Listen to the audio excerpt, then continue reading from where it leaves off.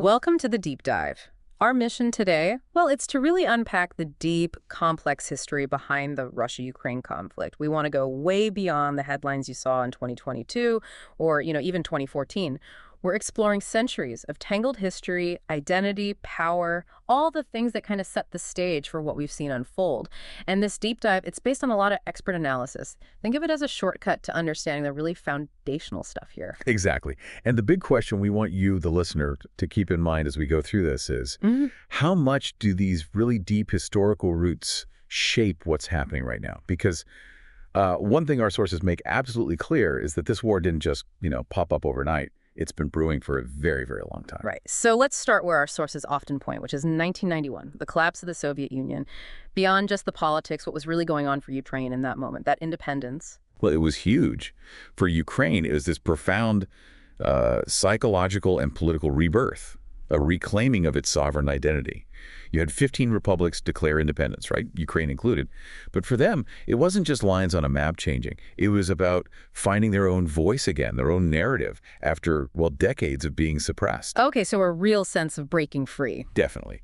But immediately, they were walking this incredibly fine line, a really tough balancing act. Balancing what exactly? On one hand, you had these strong desires, these aspirations to integrate with Europe, maybe join the EU, even NATO down the line. But on the other hand, there's Russia, this huge, powerful neighbor, always watching, and fundamentally a neighbor whose leadership never really accepted Ukraine as fully separate. I mean, Vladimir Putin has flat out said he sees Ukraine as part of Russia's, quote, historical space. Wow.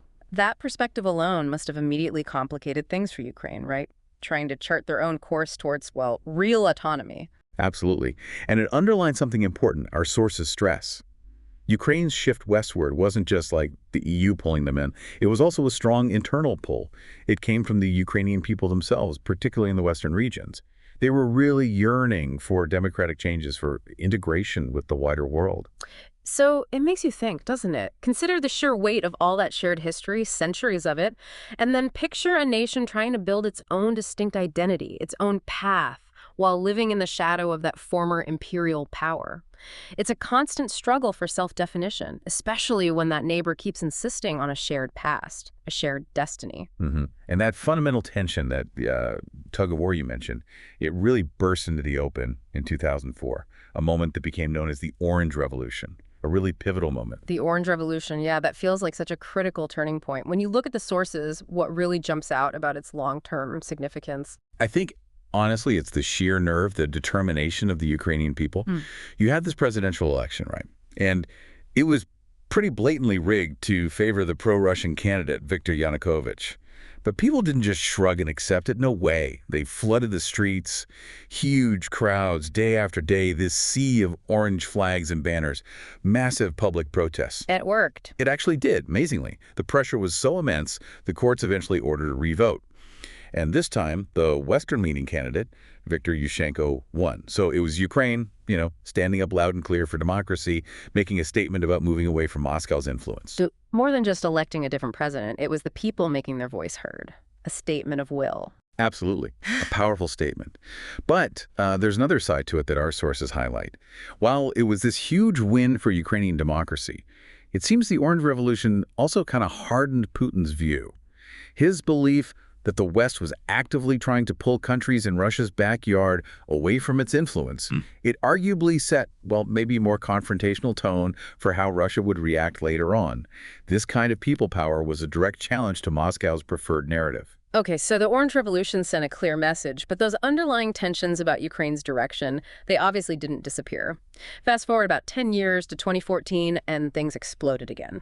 Dramatically. Yeah, 2014, that's when you get another huge political crisis. Yeah. The Euromaidan Revolution, remember Viktor Yanukovych, the pro-Russian guy from 2004? Well, he'd actually managed to get elected president in 2010. But in late 2013, he suddenly backed out of signing a major association agreement with the European Union, a deal many Ukrainians really wanted. And that triggered protests. Massive ones. The Maidan protests in Kyiv. They started peacefully, but escalated really quickly, especially after the government cracked down violently. It turned into a full-on revolution, and Yanukovych ended up fleeing the country. And Russia's response this time? Our sources say it was incredibly fast and decisive. Incredibly fast. Almost immediately, Russian forces without insignia, sometimes called little green men, seized control of key sites in Crimea. Then they organized this very quick referendum. Now, the international community widely condemned it, said it was illegal, held under military occupation, violated Ukraine's constitution, but Russia used it as justification to annex the entire Crimean Peninsula. Putin called it historic justice, reclaiming Russian land. Again, we're just laying out the different viewpoints presented in the sources here. Right, impartial reporting. And it didn't stop with Crimea, did it? No. Almost simultaneously, things ignited in eastern Ukraine. In the Donbas region, it's heavily industrial, lots of Russian speakers. Pro-Russian separatist groups, who our sources clearly state, were backed by Moscow with weapons, funding, even personnel, declared these two so-called People's Republics in Donetsk and Luhansk. And that kicked off the Donbas War. A war that kind of simmered, sometimes flared up, for years before 2022. Exactly. A grinding, brutal conflict, tens of thousands killed, millions forced from their homes, all happening right there on the edge of Europe.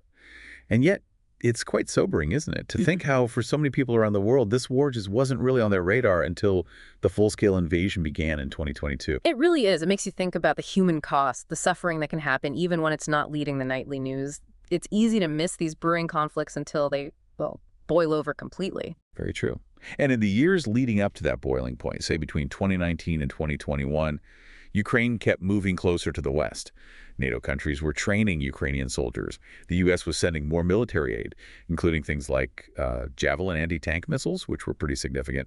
All this support, diplomatic, financial, military undery, it sent a clear signal. A signal that Moscow interpreted in a very specific way. Right. From Russia's viewpoint, as presented in the source materials, this wasn't just Ukraine exercising its sovereign choice. It was NATO, this military alliance Russia sees as hostile, expanding further and further east, right up to its doorstep. Now, whether you think that fear was rational or not, it doesn't really matter in terms of outcome. That perception of threat was real in Moscow, and it definitely fueled Putin's sense that Ukraine was slipping away for good, being pulled firmly into the Western camp. And that dynamic, that clash of perspectives and perceived threats, basically brought things to the brink, right up to the edge of the February 2022 invasion. Though, just to be clear, the specific details of the 2022 invasion itself, that's a whole other story, beyond the scope of this particular deep dive.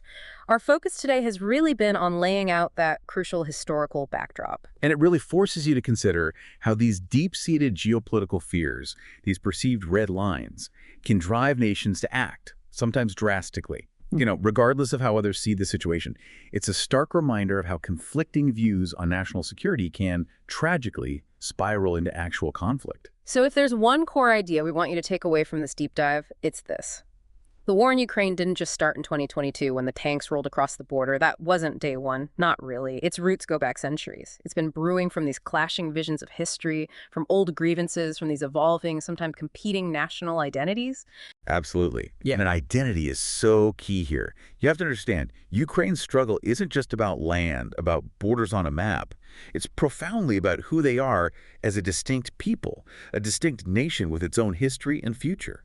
Russia's actions, particularly the full-scale invasion, aren't just about territory. They're seen by many, including in our sources, as an attempt to erase that distinct Ukrainian identity, to impose a different historical narrative, one where Ukraine doesn't have full sovereignty. That's really what's at stake, isn't it, when you peel back the layers? Our sources suggest it's about the power of history itself, about memory. Exactly. Whose history gets told? Whose identity is seen as legitimate? The fight is over narrative as much as territory. It's a really powerful thought to end on, that understanding a nation's history, its struggle for identity, and, crucially, preventing the deliberate erasure of that history, it's fundamental.